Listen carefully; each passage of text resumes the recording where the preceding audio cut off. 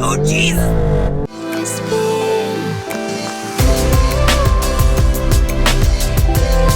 Hello, people of the internet world of car review watchers. Welcome. Today I have something extremely special for you because when this debuted, it was the world's fastest production SUV, lapping the Nürburgring Nordschleife in 7 minutes and 51 seconds. And it is the 2023 Alfa Romeo Stelvio Quadrifoglio. And today I'm gonna get this big green beast up in the air. We're gonna nerd out in the tech specs, see how it is constructed, and then go give it some 500 plus horsepower glorious beanage.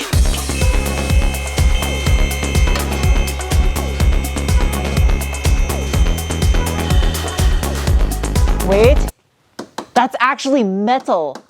Oh man, and it's functional, obviously. Look at the stainless piping in there. Oh, it's different diameter piping. The inner pipe is a smaller diameter than the outer pipe. Piping measures in at 64 millimeter, 2.5 inch piping. Starting with the rear diff, it is a twin clutch mechanical LSD with active torque vectoring and has a 3.73 final drive ratio. This unit is manufactured by ZF for Alfa Romeo, and the entire thing is aluminum cased, as well as the entire rear subframe assembly is also aluminum. It has the little Alfa logo on there. That's cute. That is wild. Look at the size of this lower link. It's all boxed aluminum. It is fucking huge. What's special about this configuration is specially patented by Alfa Romeo. It is called the Alfa Link with vertical rod link rear suspension. It's actually a really neat configuration. So you can see you got the coil spring here in the rear, and then you got this massive link underneath. It's almost like a wishbone. And then you come around here and there's a bunch of stuff going on. So there's another little link that connects up here to the knuckle, as well as this upper link, which you can see mounts up here to the subframe. And then you have this other link that kind of hoops around the back side of the coil spring. Damper is mounted right here, and it is an active damper. To give a reference, the subframe mount on the lower link is the size of my fist, actually bigger than my fist. Even though the Stelvio is technically an SUV, it is based off of the Giulia sedan, and it has a perfect 50-50 weight distribution and weighs in at 4,313 pounds, making this lighter than a Hellcat Charger. That's crazy. The entire underside of this thing is all heat insulation. And up above these true dual stainless steel exhausts lies a carbon fiber drive shaft. Looks like it's fairly large diameter judging by this Phoebe buffet bushing right here. Another little stainless steel muffler, and again, tons of heat insulation underneath this thing.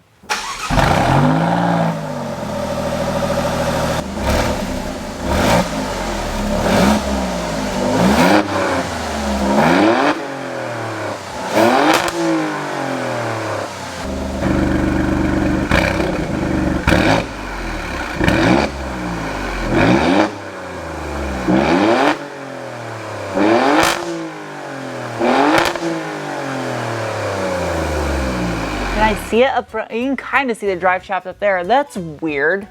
This isn't symmetrical. I guess they had to do that to clear the center diff where the drive shaft goes out towards the front. The Q4 all-wheel drive system is rear biased. 100% of the torque goes to the rear wheels. Unless it is needed, it'll send up to 50% to the front wheels. As far as the transmission goes, there's only one option available, and it is the ZF 8HP75, which is an 8-speed automatic with a maximum torque input of 750 Newton meters or 550 pound-feet. Also, this is a strange looking exhaust hanger, and that's a very interesting looking receptacle plug. It's got nice little plastic jack pads, making this really simple to put on a lift. The front subframe is also aluminum, and the motor mounts look like round dog dishes. They're interesting where they mount to the subframe. Ease of maintenance wise, there's really nothing blocking access to the drivetrain in case you needed to take it out to service it. Front suspension, you have a double wishbone with semi-vertical steering axis configuration. The coilover adaptive dampers are cambered inward towards the center of the vehicle a little bit. Front anti-sway bar measures in at approximately 32 millimeter. Oh, I forgot the rear. Rear anti-sway bar is 21 millimeter.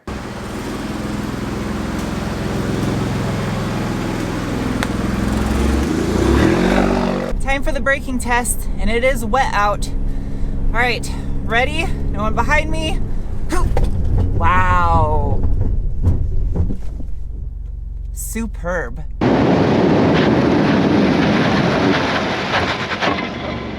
Distance-wise, I usually do it around the same spot, and I feel like that was half the distance of what my normal braking is for normal vehicles at that speed. That braking was just accomplished thanks to a massive set of 6-piston monoblock calipers with a 360 millimeter or 14.2 inch drilled rotor. Yes, they're steel, and yes, there is a carbon ceramic package also available if these aren't big enough for you. The wheels, I'm obsessed with the design of them. They are 21 by 9 wrapped in a 255/40 Pirelli P0 tire. I had a bubble stuck in my throat the whole time I was saying that, and I was trying not to choke. Well, that's gonna bug me. The center cap isn't perfectly parallel with the lug nuts. Why would you do that? That's so... no. Out back, things start to get interesting. Now keep in mind this is an all-wheel drive vehicle. The brakes, they do get slightly smaller, 350 millimeter or 13.8 inch rotor with a 4-piston monoblock caliper as well as a divorced caliper for the parking brake.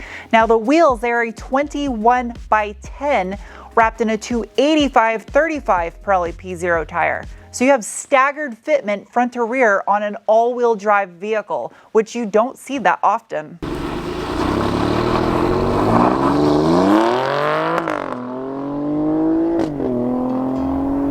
In the name of science, I am now going to give it the beans. Bolstering assessment. Good. Superb. Little Alfa badge with the cross and the serpent embroidered into the headrest. The seats, they are heated, as well as the steering wheel. Oh, the rear seats are heated. Good, because it's freezing outside. I got ample leg room, even with some hooker heels on. The real carbon fiber back here.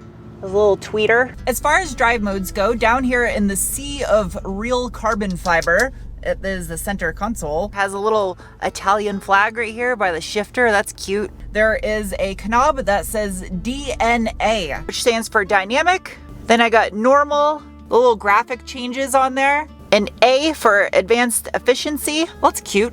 And then if you hold it up, race mode. And when you put it into race, you also have an option to enable your mid damper. Inside Drive Mode Explorer, it shows you just what is configured in each one of the different modes. So you can see engine torque, limiter off, steering, shifting, rear wheel drive versus all wheel drive, exhaust valve open, gas pedal, torque vectoring. There's all kinds of fun features inside the performance pages where you can view telemetry and data. Oh, drag race, that's kind of interesting. One surprising fact about this thing is it does not have launch control. It still can do 0 to 60 in 3.6 seconds without launch control, but it's wet out, so I don't think it's gonna be optimal. We'll see what it can do. Give it a little assistance, let it eat. Ready? All right. Oh, geez. Oh, geez. Ooh. Good, that's good, that's plenty. That's this fucking thing rips.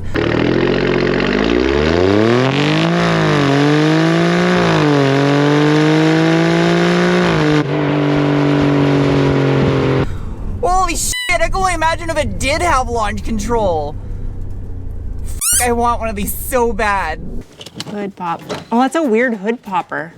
Well, that's light. Hood struts. That's so beautiful. And yes, those are functional vents. Clearly, you can see right through them. Hey, look at this. This is some fancy labeling. Parafull tutela. There's the little packs for the adaptive suspension. Look how cambered in they are.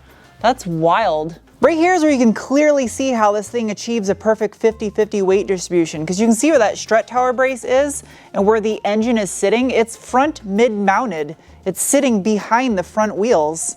Underneath the hood of the 2023 Alfa Romeo Stelvio Quadrifoglio is the 690T, which is a 2.9 liter twin turbo V6 that produces 505 horsepower at 6,500 RPM and 443 pound-feet of torque from 2,500 to 5,500 RPM.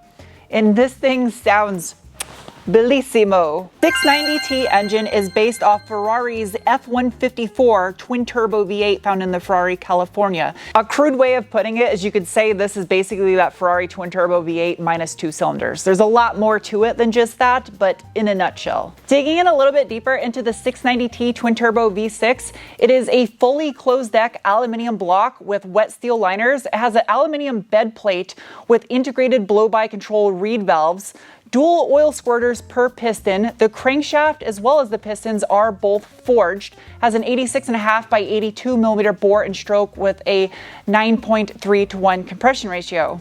The charge pipes right here and the intake piping makes it a little bit difficult to see the cylinder heads on this thing. You can see the top of the valve covers right here. It has variable valve timing on both intake and exhaust, as well as this is port and direct fuel injected to help keep the back of those valves clean. It's really hard. I wanted to try to film this, but I can barely see it. I can see the wastegate actuator down here on the side of the frame rail. The turbos are tucked up underneath the side of the head. The manifolds are integrated and it has dual IHI single scroll turbos. It's really hard to film, but you can see down there the space you have between the cylinder head and the frame rail. It's tight, but I was expecting worse.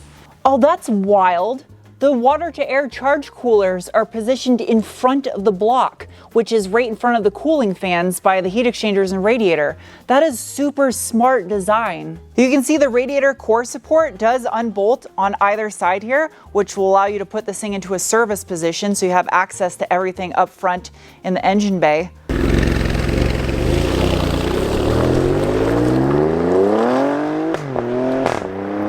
The way this thing grabs traction and hooks is just epic. It's violent almost. And especially when you first take off, you can hear the whir and the hum of the drivetrain underneath.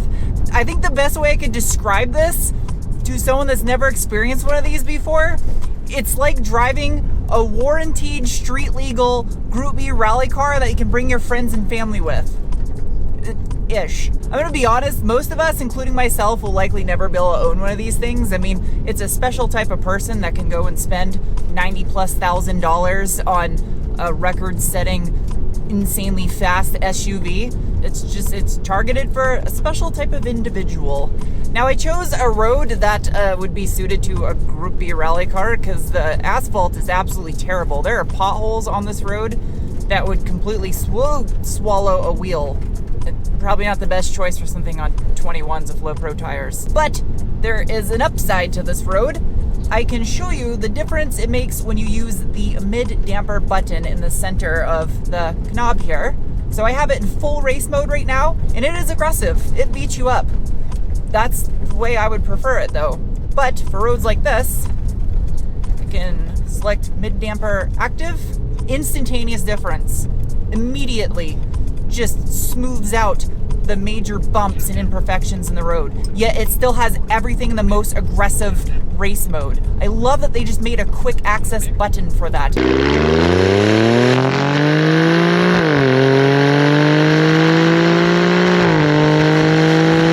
Oh my god, this is epic.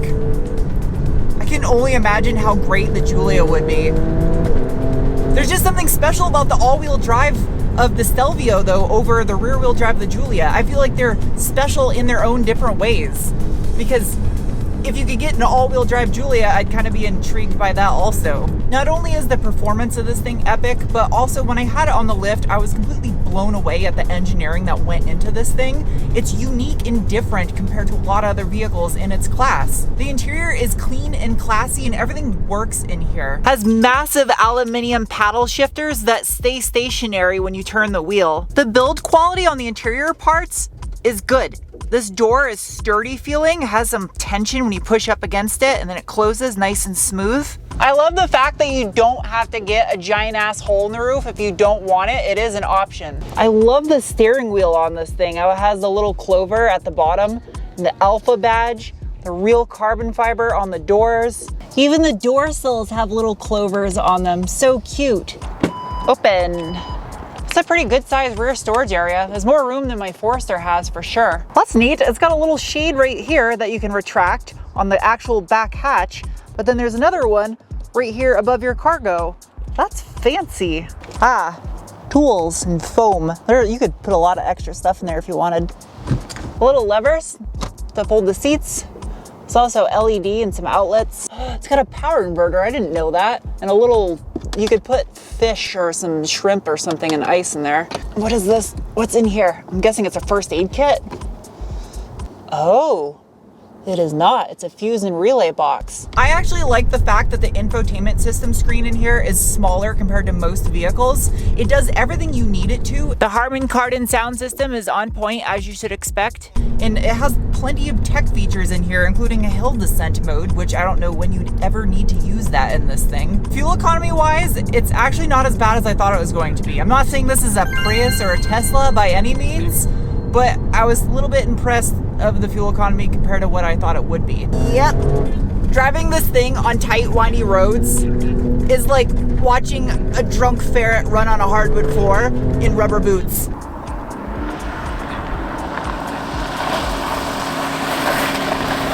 It is now time to see where this thing ranks against the others. First up is the bean square, is the feeling you get in your gut when you give it the beans. And the Stelvio Quadrifoglio is getting a rating of... Next is the cookie score, the assessment of value, and as this one is equipped, it's just over $94,000, so it gets a rating of, followed by the mechanic score. It's kind of self-explanatory, and this thing, surprisingly, I'm going to give it a rating of really not that hard looking to work on. I feel like there's some effort in that department from the engineers. I would work on it. Next is the squid score, assessment of handling, and this green machine is getting a rating of.